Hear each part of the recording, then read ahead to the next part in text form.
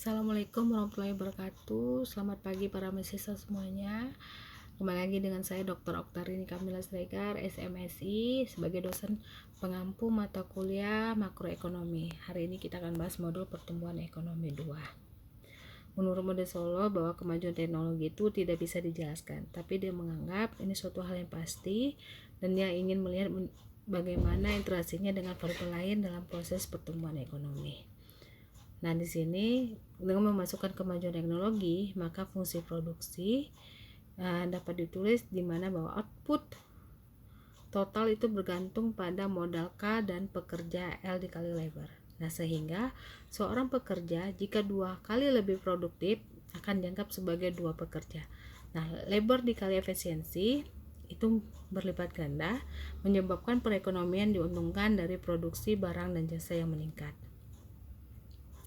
Kemajuan teknologi ini menyebabkan E tumbuh pada tingkat G dan labor tumbuh pada tingkat E.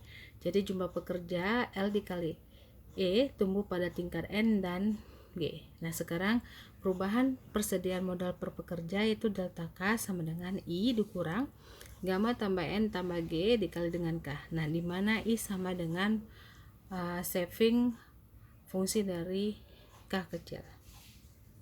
Nah, dampak dari kemajuan teknologi menyebabkan modal pekerja efektif dan output pekerja efektif juga bersifat konstan pada kondisi mapan.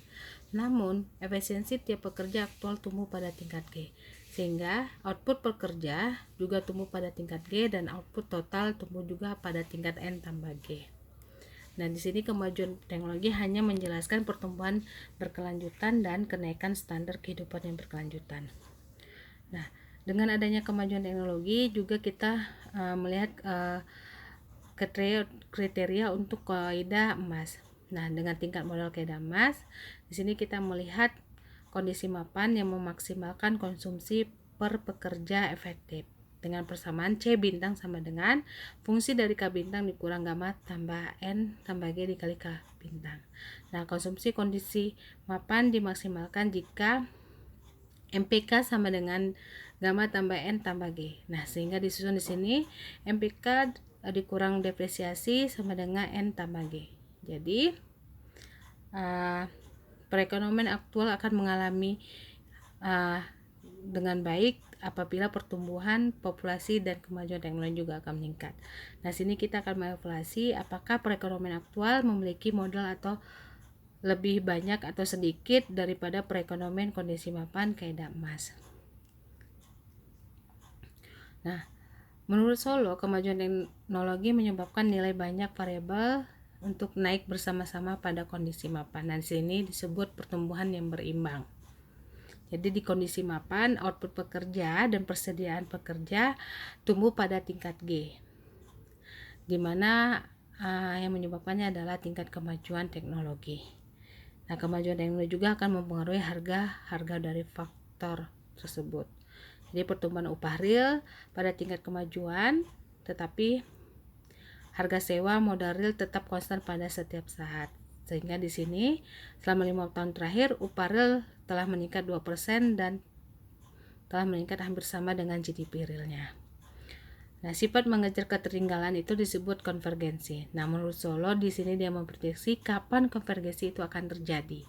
Dia apakah dua perekonomian akan bertemu bergantung pada mengapa mereka terjadi perbedaan pada awalnya, itu dilihat dari tingkat tabungan, tingkat pertumbuhan populasi, dan akumulasi human capital. Nah, sini kita lihat akumulasi faktor dan PS efisiensi. Ada 2 pendapat itu yang berbeda ya. Faktor produksi seperti kuantitas modal fisik dan human capital. Yang kedua, efisiensi dalam pengguna faktor produksi.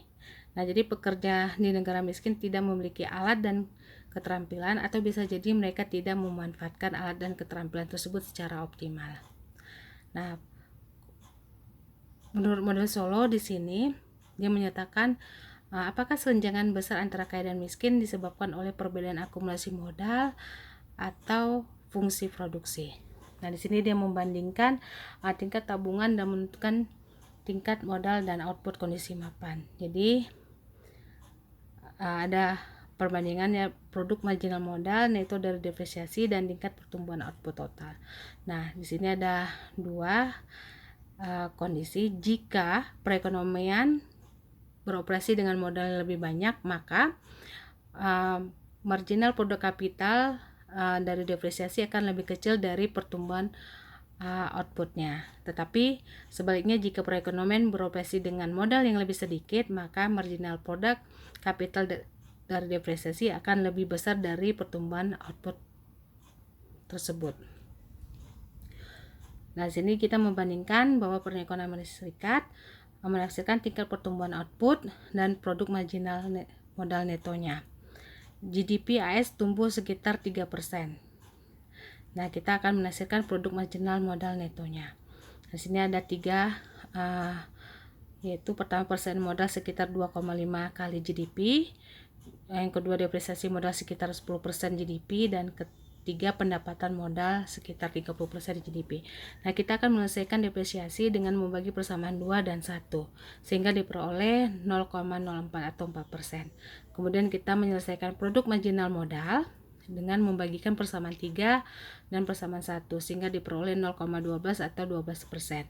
Maka dapat simpulkan produk marginal modal netonya itu adalah sekitar 8% per tahun. Sehingga kini kita melihat pengembalian modal itu 8%, jauh di atas tingkat pertumbuhan perekonomian yaitu 3%.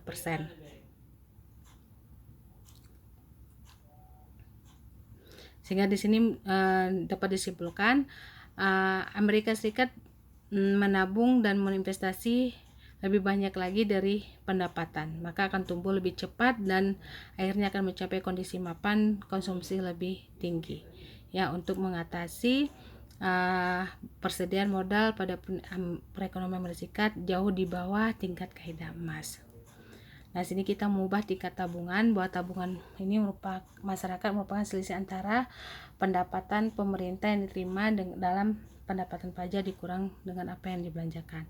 Jadi ketika pengeluaran lebih besar dari pendapatan, itu akan terjadi defisit anggaran, dan sebaliknya jika pengeluaran lebih kecil dari pendapatan akan terjadi surplus anggaran. Ya, jadi tabungan swasta adalah tabungan yang dilakukan rumah tangga dan perusahaan.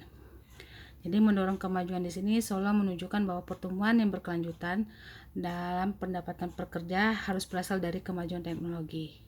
Namun juga dia menganggap sebagai variabel yang eksogen, dan makanya itu dia menyatakan bahwa tidak bisa menjelaskan.